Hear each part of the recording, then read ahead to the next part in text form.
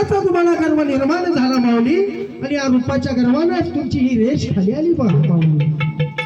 म्हणून सांगतो, जोपर्यंत रूपाचा अहंकार तुमच्या देहामध्ये दडलेला आहे तोपर्यंत तुमच्यातील मीपणा निघून जाणार नाही माऊली. आणि हाच जर मीपणा नाही निघून गेला तर तुमच्या संसारात सुख येणार नाही माऊली. तुमचं मन तसं नाही साधं भाव माऊली. तुम्ही मनाने स्वच्छ निर्मळ आहात माऊली. देणाऱ्याला 10 पाने देता, पण तुमचं परत देणारा तुम्हाला काहीच देत नाही माऊली. बरोबर आहे ना?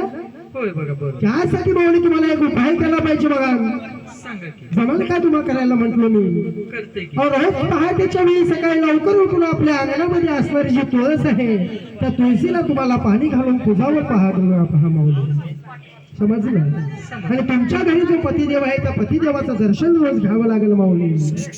त्या हल्लीच्या काळामध्ये काय झालं माऊली, आपल्या पतीला सोडून त्या स्त्रिया अनैतिक अशा देवाकडे साकडं घालायला लागल्या.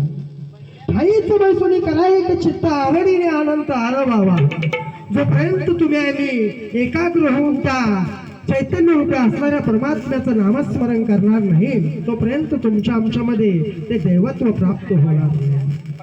जसं मग अशी शाहीर माऊली या ठिकाणी म्हणाले, हा देह नाशिवंत मलमूत्राचा बांधा, वरी चर्म घातले का कृमी कीटकांचा सांधा, रवरवती दुर्गंधी अमंगळ हिचा बांधा, तरी त्या हरिहरा शरण जाळे गोविंदा. हा देह कसा आहे माऊली? नासका आहे, कुचका आहे आणि नश्वर आहे माऊली.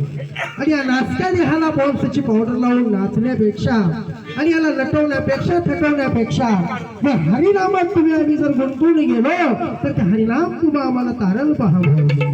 म्हणून तुमच्या संसाराविषयी दुःख आहे ते दुःख बाजूला होईल. काय सांगू त्या गरिबीच्या यातना, त्या मातेच्या उदरातून 9 महिने 9 दिवस त्या गरिबीच्या यातना सोसून तुम्ही आम्ही या पृथ्वी तलावरती जन्माला आलो. पण या पृथ्वी तलावरती जन्माला आल्यानंतर तुम्ही आम्ही त्या हरिनामाला विसरलो गेलो आणि त्या हरिनामाचा तुम्हा आम्हाला विसर पडला आणि मग तुमच्या आमच्या जीवनामध्ये दुःख यायला लागले. आणि जर हे दुःख थांबवायचं असेल तर तुम्हा आम्हाला नाम संकीर्तन साधनपणे सोपे, जळतील पापे जन्मांतरीची असं असणाऱ्या माझ्या पांडुरंग परमात्म्याचं नाम जपलं पाहिजे. जमल का तुम्हाला करायला? जमेल. चला माऊली.